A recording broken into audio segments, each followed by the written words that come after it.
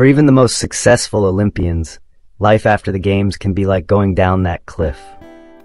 For almost 2 weeks, the world has watched transfixed as athletes have pushed themselves to the limit at these Paris Olympic Games, ripping every imaginable emotion out themselves.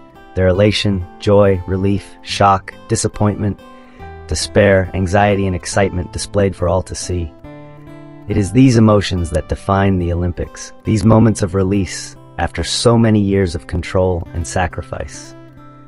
But soon when the athletes return home, all these emotions, these immense highs of competing at the Games or winning a medal, can fade away into what has been dubbed the post-Olympic blues, a still relatively under-researched phenomenon that has been highlighted by the athletes themselves. It has similarities to anyone that has been doing something for a very long time. The USA's most decorated Winter Olympian Apollo Ono told CNN Sport, "They felt like this is what they were made to do. They were good at it. And then at a snap of a finger, it's no longer available, and now they have to go and do something else." What's next is the question often asked of athletes in press conferences after their races. What do you do after achieving your life's work? What happens when you go home after suddenly becoming a household name? Where do you go after starring in the biggest show on earth? What do you do if you have to wait 4 more years to achieve your goals?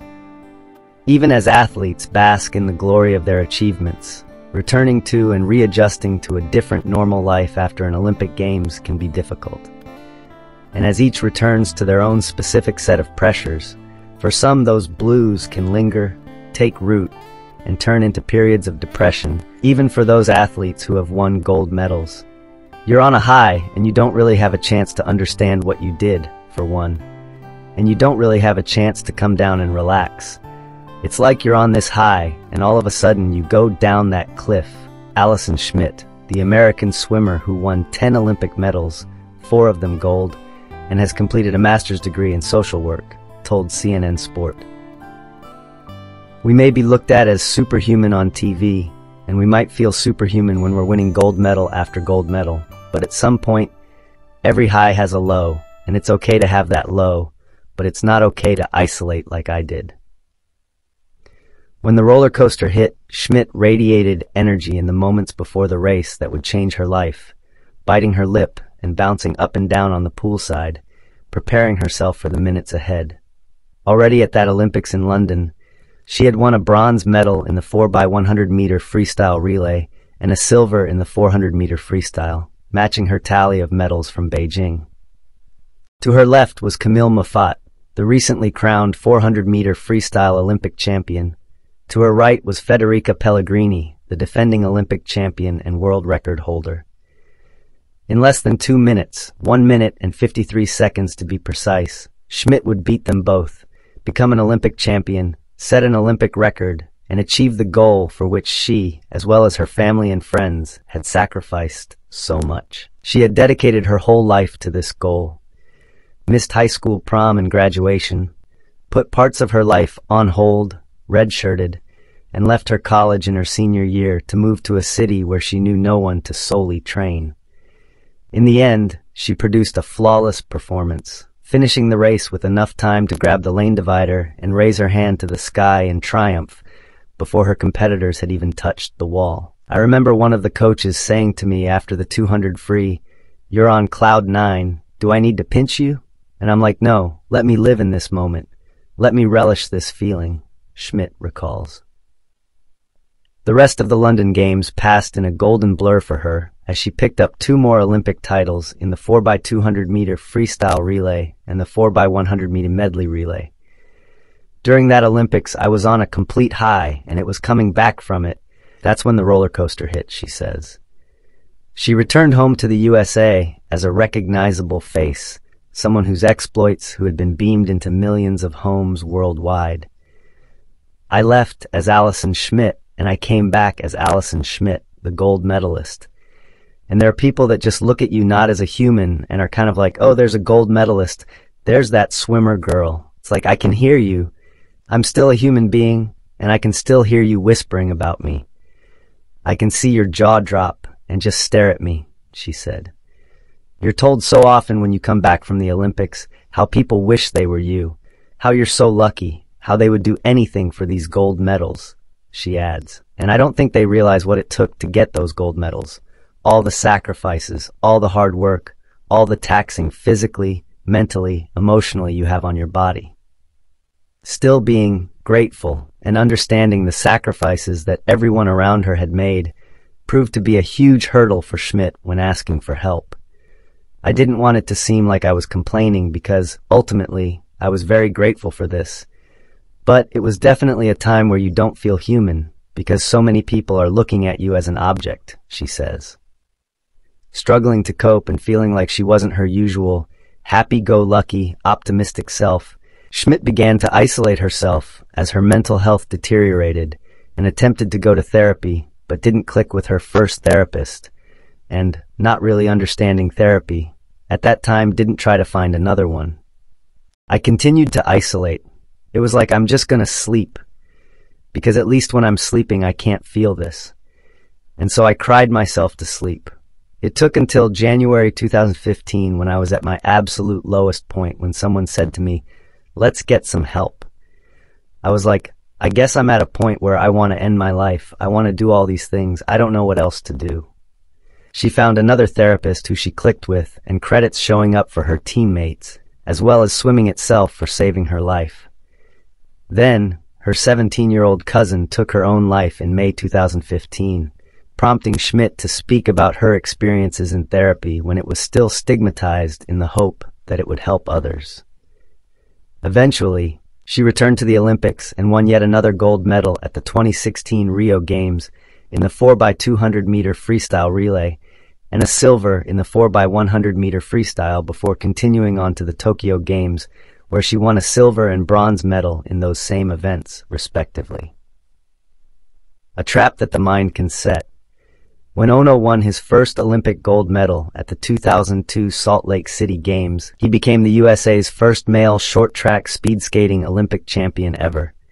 He became the face of the sport in his home country for the next decade, winning 8 Olympic medals, including 2 golds, before writing 2 books about his athletic career and his metamorphosis into an entrepreneur. "My life changed quite literally within a span of 24 hours, he said, remembering winning his first Olympic gold medal. "I was no longer this kind of athlete who was relatively unknown. Now, my name and my picture and my face was everywhere, and I didn't know how to respond to that. I didn't know how to act. I don't think there's anything in the world that can prepare you for instant fame or instant recognizability." As I grow older, I realize now that most of this probably was not true, but you start to believe in something.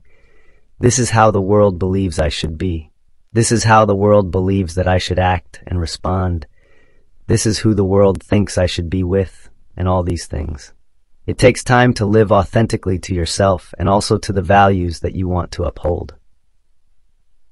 It is tempting to think that the stories that captivate the world during the Olympics end neatly sewn up when the games conclude, that the athletes who accomplish superhuman feats ride off into the sunset. It's certainly a trap the mind, and to a certain extent the media, can set that if you win this medal, then you will be bliss forever after. Sports psychologist Peter Haberl, who worked with the USOPC for 18 years until 2023, and now works with the Indian women's hockey team, told CNN Sport. And that's not how life works. If we prepare the athlete properly, then it's not just about reaching that peak, it's also what comes after it. More and more athletes, like Schmidt and Ono, have spoken about the pressures of going for gold and the ways in which that pressure changes if they achieve that goal. British swimmer Adam Peaty, who has won 3 Olympic gold and 3 silver medals, told the BBC in May 2023 that a gold medal is the coldest thing you will ever wear because you think it will fix all of your problems. It will not. He took a break from the sport before returning to win a silver medal in Paris and has spoken about suffering from depression and problems with alcohol. "I took a break because I was on this endless search of a gold medal or a world record, and I looked into the future and I said, okay, if I do get that, is my life fixed or any better? No," Peaty told the BBC. In 2020, Michael Phelps produced and narrated an HBO documentary, The Weight of Gold. Detailing these pressures, and criticizing the lack of governing bodies' support for them. "Really, after every Olympics, I think I fell into a major state of depression," he said in 2018. Then, Simone Biles withdrew from several events at the Tokyo Olympics suffering from the twisties, a mental block causing gymnasts to lose track of themselves in the air. On her return to the sport, she has both consolidated her status as the greatest gymnast of all time and changed conversations around mental health both inside and outside sport. As athletes have advocated for themselves and detailed the pressures before, during, and after an Olympic Games, there has been some response from the International Olympic Committee, IOC, and national federations. The athletes are people first, and their whole holistic well-being should be taken care of. Kirsty Burrows, the head of the Safe Sport Unit at the IOC, tells CNN Sport. In the run-up to the Olympic Games, there's clearly a huge focus on their athletic identity, and it's trying to balance this and make sure that after the Olympics, some athletes can struggle with this athletic and their non-athletic identity. There is a helpline for athletes available in over 70 languages both during and after the Games. More than 165 athlete welfare officers trained in safeguarding or as mental health professionals, and a mind zone above the gym in the Olympic Village for the first time ever, where athlete can complete mindfulness exercises, contribute to a positivity wall, or spend time in a disconnection pod, Burrows said. She adds that there are courses available that detail psychologically recovering from big events, as well as a program that helps retiring athletes transition into a non-athletic career. For Haberl, as a sports psychologist, he said his role is to prepare the athlete to lead a rich and meaningful life, to encourage them to separate and differentiate goals from values, and help them see that the attention around the Games is an illusion. Everything seems to matter. For almost every sport included in the program, the Olympic Games represents the biggest prize available and their one shot at mainstream exposure, heightening the stakes around winning a medal or competing there. The pressure to perform is different compared to other professional sports that have popular competitions annually. Most Olympic athletes are competing in arenas that are normally pretty empty, Ono says. And there's not a lot of prize money. There's no salary, depending on which sport it is. Obviously in skiing, swimming, and in gymnastics, there's some great sponsor dollars. But think about all the sports that are non-traditional. There's just no real market for that. The pressure is almost unimaginable. The margins between victory and defeat wafer thin. Neither Noah Lyles nor Keshawn Thompson knew who had won the men's 100 meters final in Paris on Sunday until a photo finish showed Lyles' torso millimeters ahead of Thompson on the line. Just 0.12 of a second separated the 8 men in the final. In Ono's own sport of short track speed skating, anything can go wrong in the jostling for position and the tiny margins of victory.